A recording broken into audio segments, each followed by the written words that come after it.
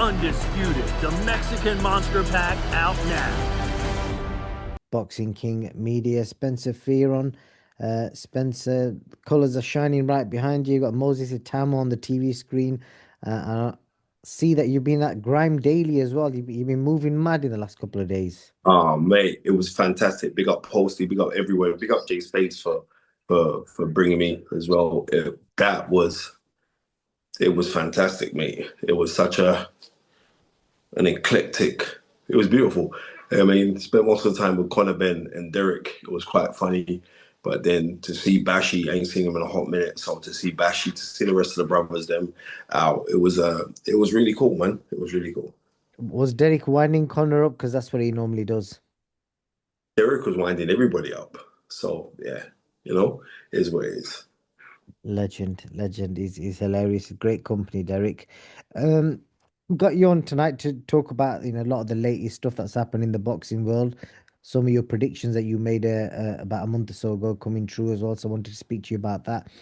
I think I'm going to start off with I did an interview with you just about a month or so ago. I think it was just after the Dubois Usyk fight, and we spoke about the fight, the result, the whole pre-fight party, all that kind of stuff.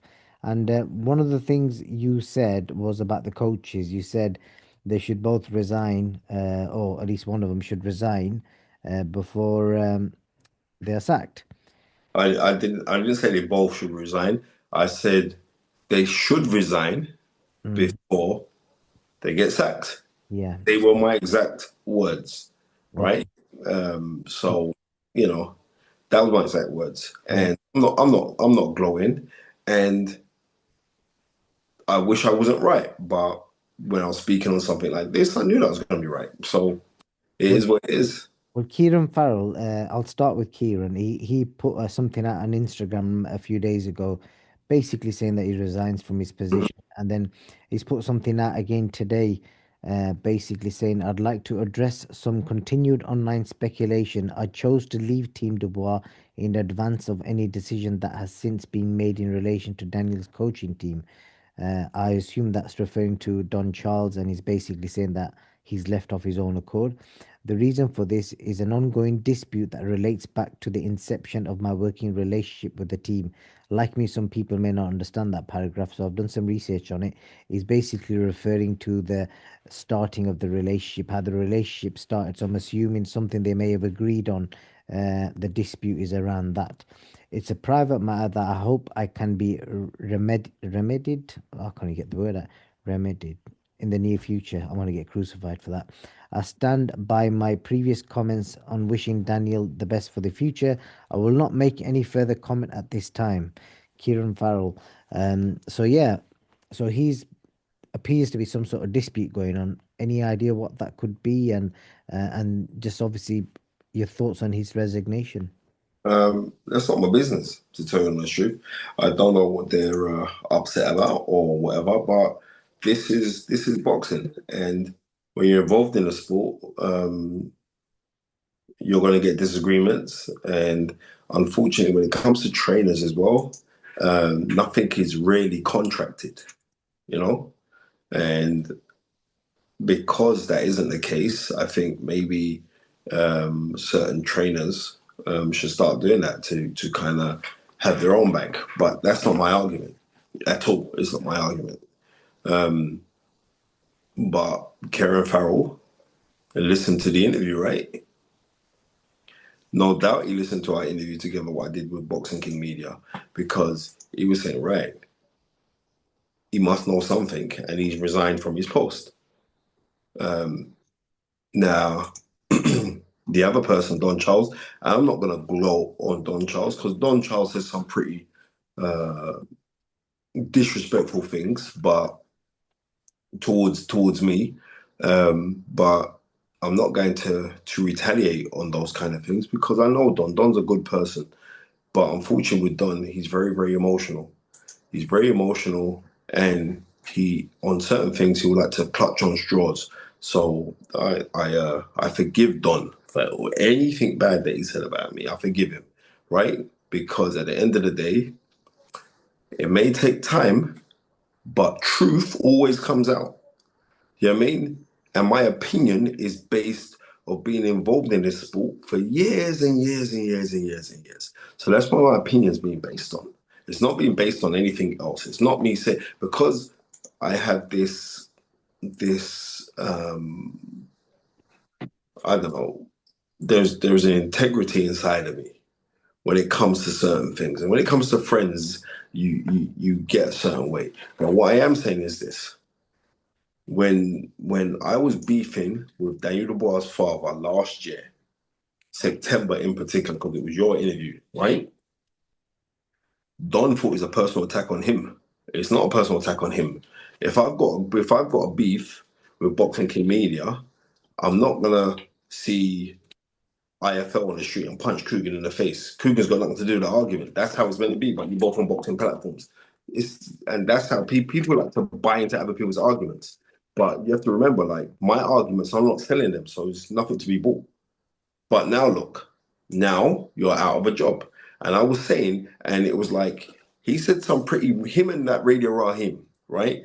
When I was badly misquoted, and I phoned Radio. Just regarding that misquote, I did reach out to Seconds Out, and I don't think it was changed. They did misquote the interview that we did, and it was implied that you said he will be sacked.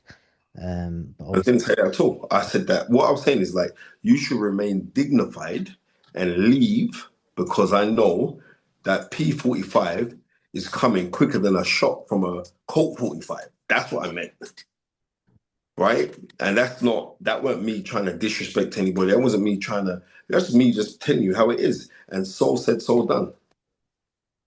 You know what I mean? It's crazy. I was at Grime Daily yesterday. I was at Grime Daily Gala yesterday. And when I was at the Grime Daily Gala yesterday, loads of people said, "Oh, look, it was right. You're like a wizard." Loads of people coming up to me. Loads of people coming up to me. So massive props to Boxing King Media as well. But yeah, loads of people. So it's just that I'm not going to made be. the phone call. Pardon me. Said you rang him for misquoting you or something. Yeah, I rang Radio Raheem, and he goes, "Oh no, I didn't misquote you were because you said like I was inferring that you should be sacked. I wasn't inferring that. I was inferring that you should remain dignified and leave because it's coming, right? And I know having somebody like Daniel Dubois in your camp, it is a massive accolade. You you became like one of few men to have trained a heavyweight champion who's come out off of these shores. So it's a big thing. It's a massive accolade. I get it, but surely your dignity is more important than any of these kind of things. Because just the other week you were saying, "Oh, Daniel is like my son," and this and that and all the rest of it. These are the talk. Will you be saying the same thing this morning? Or when you heard that you've been removed from your position, are you saying the same thing now? You know what I mean? So anybody can gloat. I'm not here to gloat on nobody. Because like I said, I have known Don Charles since I've been 12 years old. He said in the interview with Radio Raheem, like, "Oh, my son sent me the interview and that's the one that hurt me." Hold up a second. Last year, September 22nd, when you were interviewed by someone on another channel and they mentioned my name and you said, "Don't ever mention that boy's name to me again. Don't ever. It's personal." This is what you're saying, you know. I never ever once called your name, you know. I spoke the truth. When the father wanted to sack you, I was the one that begged for your job. This is not me trying. I'm telling you the truth. I was the one saying, "No, it doesn't work like that. It's going to take 3 or 4 fights before you see the best Daniel Dubois." So the dad wanted to get rid of him from then. It's not me planting seeds in anybody's head. This is what I'm telling you. So now you're not in a position. I pray to God that I wish that you were in your position, but you're not anymore. But I could see this coming, and all I have to do is tell the truth. That is it. Because people can say lots of things about me, but no one can tell them I say that on this. When it comes to this in this game, that I'm lying about anything. I don't need to lie. That's facts. Don't need to. You know what I mean? And the truth will offend a weak mind. That is it. You know, I spoke to a lot of people in the last few days talking about obviously his sacking, and nobody agrees that it was the right decision. Obviously, I know you guys have had some personal back and forward, etc. But one of the things I wanted to highlight was that this man has took Daniel Dubois from that loss to Usyk, where people were calling him a quitter, etc. And he won three fights on the road, well, not on the road, but three fights back to back. All three, he was the underdog in every fight. He was picked to lose. He won all by knockout, Mhm. and Mhm. then got the IBF belt, and then obviously lost to Usyk Mhm. again. So, obviously, from your boxing expertise, he was also the boxing British World Boxing Trainer of the Year, which isn't an award that just gets given out very easily. So that's quite a prestigious award. And I know a lot of people thought he'd win the Ring Magazine Trainer of the Year award as well. So, how do you go from that to being sacked in one fight? Mm, Because it's almost like, if you're managing a Premiership team, you win the league, and you basically get sacked in the next season if you lose the opening game, as an analogy. Boxing King Media. Mm. Man, also say massive big up to crack cookies. Oh my word, these cookies are the ones, I Is don't that give a damn. Are they Brother, like crack? but I don't know what crack's like. Maybe you can tell me what it's like. I've never taken a drug in my life. But Like what I am gonna say is if crack was a cookie, it'd be this. Crack City. Oh my word. Crack cookies, the best. No, I'm being real, right? Everybody knows I'm a little pig. Um, I'm just gonna be real. Do I think that the um him being alleviated from his position was the right thing? I don't think it was the right thing, right? But it was the right thing because you didn't demonstrate the authority needed,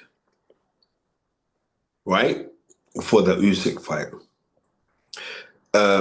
I said before, when you compromise yourself, that same compromise will compromise you, right? And I'm gonna be real. I've known Don Charles since I've been 12 years old. Okay? 12. That's nearly 40 years now. So Don should have administered authority, but what happens is when you are a trainer, you have a precocious talent, like you have just worked with a man who's become world heavyweight champion, even though it's by default, similarly to what happened with Ken Norton in 1979 when he got awarded a WBC crown. When that happens, you being in that position, and it's a high acclaimed position, you're still meant to stamp your authority, but you don't really want to rock the boat, right? And my rift with the father, I stand on the things that I said. I don't, oh no, but this is the next thing. When you buy other people's arguments, when the other people are cool now, then what happens? Because, like I said to you, the dad phoned me up 2 weeks ago and apologized and made a substantially large donation to a charity that I'm helping out in Uganda. That's what the dad did for me, right? Where we fed, I think it's like 500 orphans, and that will go on for the next 6 months. So we can jump on things and say the dad's this and the dad's that, and he's Joe Jackson, I've said he's Joe Jackson. But at the same time, if Joe wasn't Joe, we would never have had Michael Jackson, ever. So these are the things that, it is what it is, man. No, but I don't think that Don should have got the elbow. And I'm being real. I don't think he should have got the elbow. But people have to do what they believe is right. And the dad must know something because he's got two children that have become world champions. So he must be doing something right. Indeed, definitely. So, And then the appointment of Tony Sims again. This isn't official, but that's what's been circulated around everywhere. It's for some reason it's not been announced. So maybe it means that he's trying out different trainers. I don't know, but what do you think of that appointment? Mm,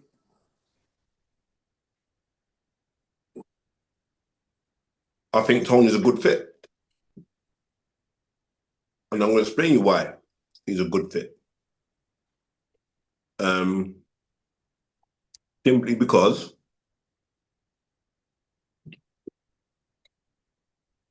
Tony is a well accomplished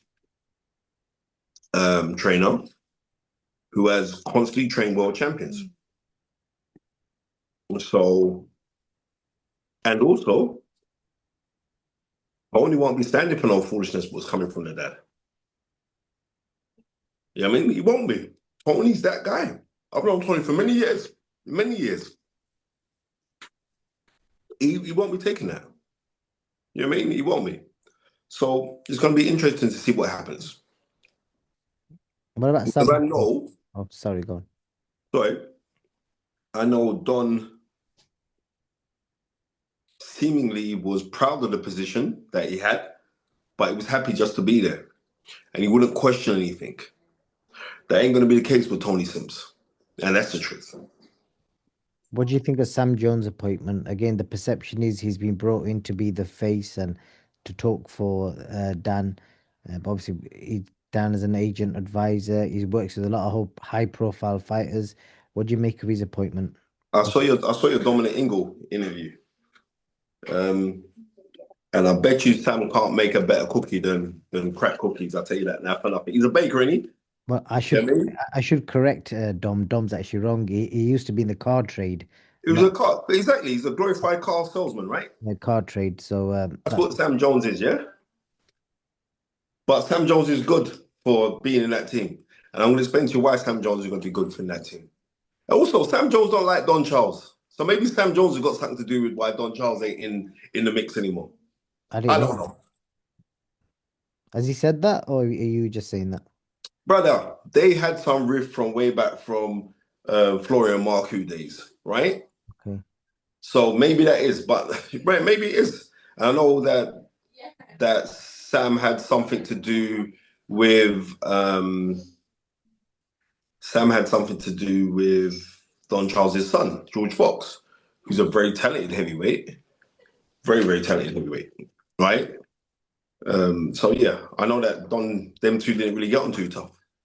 So maybe he's got something to do with it. I don't know, but fun and games aside, me and Sam are cool. Sam's actually good at being a spokesperson for people that don't talk.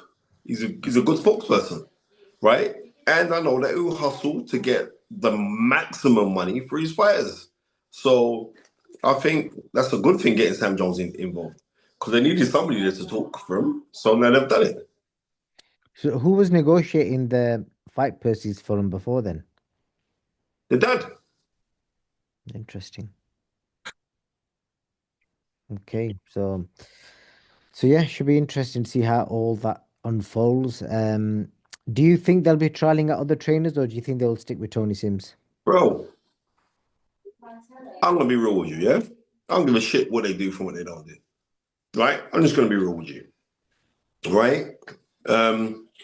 But it was Fight Fan Live TV, Danny Glover, that was the one that put the story out, even though I knew, but he put the story out, which I reposted on my Instagram, which TalkSport then put up because they're lazy little bastards, they don't want to do no work, right? And that's how the whole thing came out about him leaving in the split.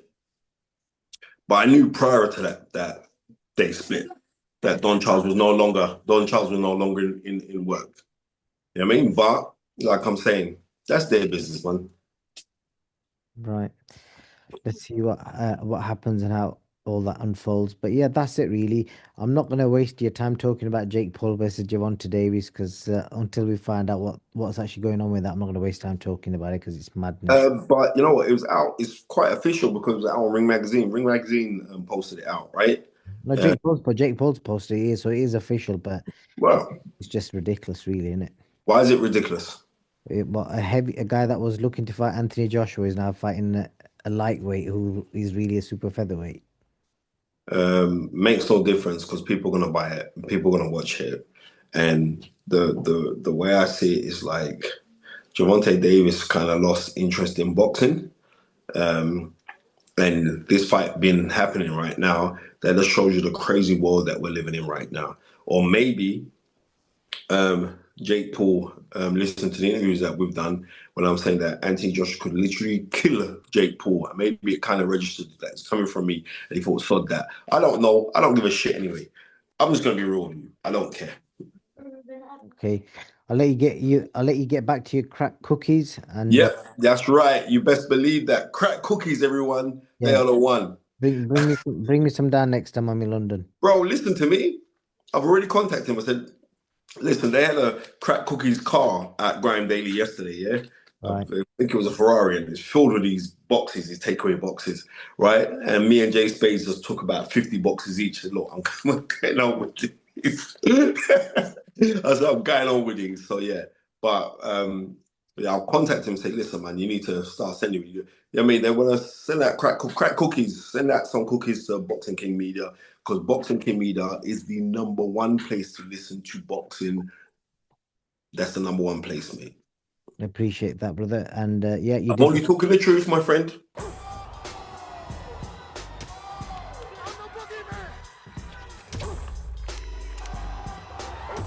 Respect isn't given, it's earned in blood. Undisputed, the Mexican Monster Pack out now.